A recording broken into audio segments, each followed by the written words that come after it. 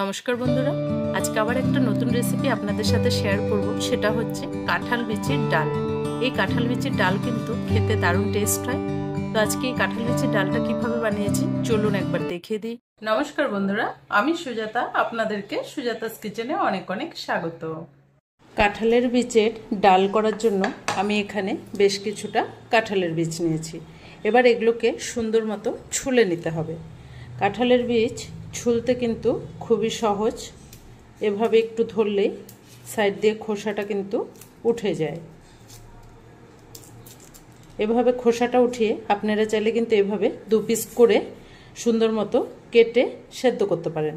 কিন্তু এই খোসাটাকে যদি সুন্দরভাবে এভাবে উঠিয়ে পরিষ্কার করে নেওয়া হয় তাহলে কিন্তু ডালটা করার সময় দেখতে সুন্দর লাগবে। আর যদি এই খোসাটা শুদ্ধ ডালটা করা হয় তাহলে কিন্তু কালারটা একটু আলাদা চেঞ্জ হবে। তো সেটা আপনারা আপনাদের পছন্দ মতোই কিন্তু কাঁঠালের বীজটাকে কেটে নেবেন। কাঁঠালের বীজ কাটতে বেশি সময় লাগবে না। তো এভাবে পরিষ্কার করে ছুলে দু পিস করে নিতে হবে। কাঁঠালের বীজটা ছোলার পরে দেখুন ঠিক এরকম দেখতে লাগছে, কতটা সুন্দর। সবগুলোকে দু পিস করে কেটে রাখা আছে। এবার এগুলোকে সুন্দর মতো করে সেদ্ধ করে নেব। এখানে আমি গ্যাস জ্বালিয়ে অল্প করে জল বসিয়ে দিয়েছি। এর মধ্যে এবার কাঁঠাল বিচিগুলো দিয়ে দেব। কাঁঠাল বিচি সেদ্ধ করতেও কিন্তু বেশিক্ষণ টাইম লাগবে না। তো আমি এভাবে সেদ্ধ করে নেব।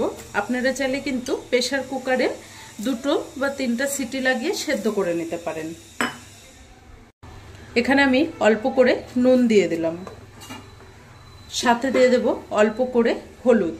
হলুদটা দিলে কাঁঠাল বিচির কষটাও কিন্তু চলে যাবে আর সুন্দর মতো নুনটা দেওয়াতে সেদ্ধ হয়ে যাবে। বেশ কিছুক্ষণ ধরে ভালো করে কিন্তু কাঁঠাল বিচিটাকে সেদ্ধ করে নিয়েছি। তো কাঁঠাল বিচিটা সুন্দর মতো কিন্তু সেদ্ধ হয়ে গেছে। এবার দেখাচ্ছি কতটা সেদ্ধ হয়েছে। এভাবে চামচ দিয়ে কিন্তু দাবিয়ে দিলেই দেখুন কতটা সুন্দর কিন্তু সেদ্ধ হয়ে গেছে। এর থেকে কিন্তু কাঁঠাল বিচি আর বেশি গলবে না। এবার আমি কাঁঠালের বীজটাকে একটু হাতা দিয়ে ভালো করে কিন্তু এভাবে ঘেটে ঘেটে ভালো করে ঘাটিয়ে নিতে হবে। হাতা দিয়ে বেশ সুন্দরভাবে কিন্তু ঘুটে নিয়েছি, একদম ডালের মতো করে। সামান্য একটু মুখে পড়ার মতো একটু একটু কিন্তু দানা দানা থাকবে। তো এভাবে ভালো করে ঘুটে নিতে হবে। ভালো করে ঘুটে নেওয়ার পরে এর মধ্যে আরো কিছুটা জল দিয়ে দেব।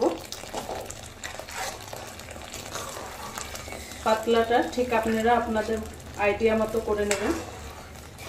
যেহেতু এখানে আরো কিছুটা সবজি দেব, তো ঠিক এভাবেই পাতলা করে নিলাম।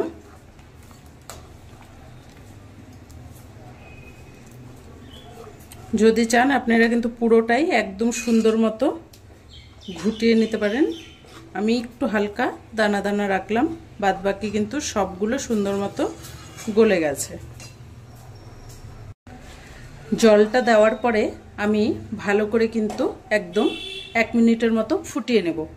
আমি এখানে কাঁঠাল বিচিটা সেদ্ধ হওয়ার পরে কিন্তু গরম জলে দিয়েছি, তাও ভালো করে ফুটিয়ে নিচ্ছি। এবার আমি একটা বাসনে ডালটাকে ঢেলে নেব। এবার ডালটাকে একটা পাত্রে ভালো করে ঢেলে নিচ্ছি। এবার কড়াই ধুয়ে ডালটাকে সম্বাদ দেওয়ার জন্য দিয়ে দেব এখানে কিছুটা সর্ষের তেল। এটাকে আজকে আমি একটু ননভেজ ভাবে বানাচ্ছি। তেলটা ভালো করে গরম হয়ে গেছে। ফোড়নে দিয়ে দেব অল্প করে জিরে। দিয়ে দেব এখানে একটা পেঁয়াজকে ভালো করে কুচিয়ে রেখেছিলাম, পেঁয়াজ কুচি দিয়ে দেব। 4-5টে কাঁচা লঙ্কা চেরা,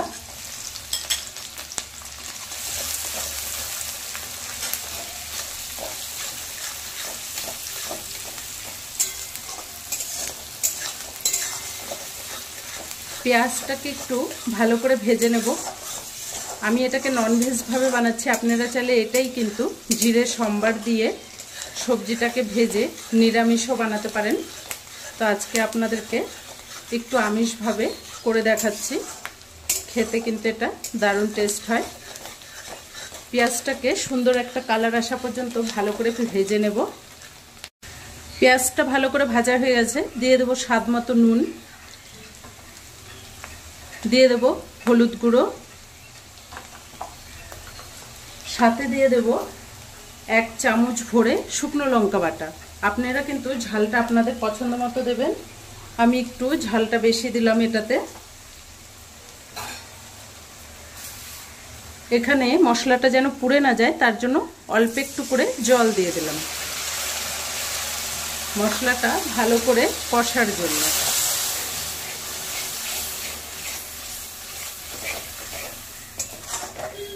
আর কোনো কিন্তু মশলা লাগবে না এটাতে। মশলাটাকে 1 মিনিটের মতো ভালো করে কষে নেব। মশলাটা সুন্দর মতো কিন্তু একটু তেলটা ছেড়ে আসছে। এবার দিয়ে দেব এখানে কিছুটা চিংড়ি শুটকি। এখানে আপনারা চিংড়ি শুটকির বদলে কিন্তু চিংড়ি মাছ দিয়েও করতে পারেন, খেতে কিন্তু ভালো লাগবে। যারা চিংড়ি শুটকি খান তারা চিংড়ি শুটকি দেবেন, আর কেউ যদি চিংড়ি শুটকিটা পছন্দ না করেন তাহলে কিন্তু চিংড়ি মাছ দিয়েও করতে পারেন, যদি আপনারা নিরামিষ খেতে না চান।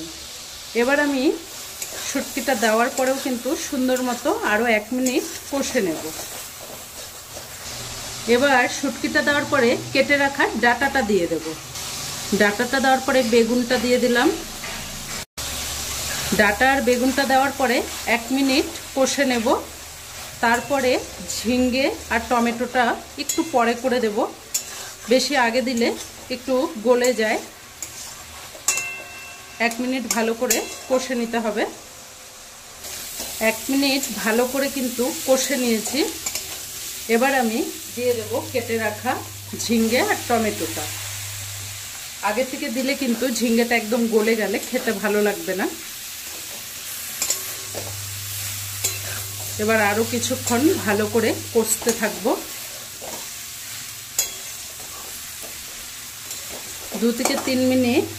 এবার আমি একটু ঢাকা দিয়ে রাখবো। 2-3 মিনিট ঢাকা দিয়ে রেখেছিলাম।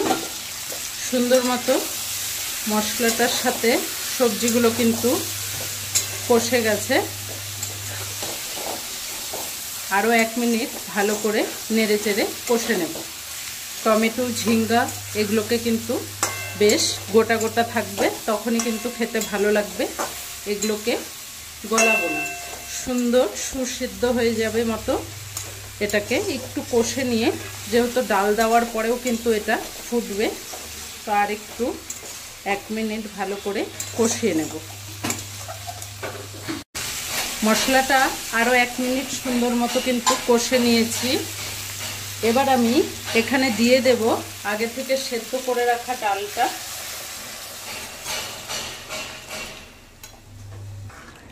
ডালটা দিয়ে এবার 3-4 মিনিট ভালো করে ঢাকা দিয়ে সেদ্ধ করতে হবে।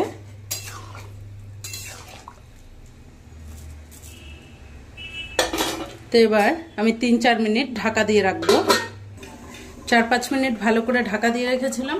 ডালটা খুব সুন্দর করে ফুটে হয়েও গেছে, কিন্তু সব কিছু সুন্দর মতো সেদ্ধ হয়ে গেছে। এবার আমি ওপর থেকে দিয়ে দেব বেশ কিছুটা ধনেপাতা কুচি। ধনেপাতা দিয়ে এবার ঢাকা দিয়ে গ্যাসটা অফ করে দেব। তাহলেই কিন্তু আজকের এই কাঁঠাল বিচির ডাল একদম আমাদের রেডি। এবার আপনাদেরকে ঢেলে তারপরে দেখাচ্ছি তরকারিটা। এবার ঢালার পরে দেখুন কতটা সুন্দর হয়েছে।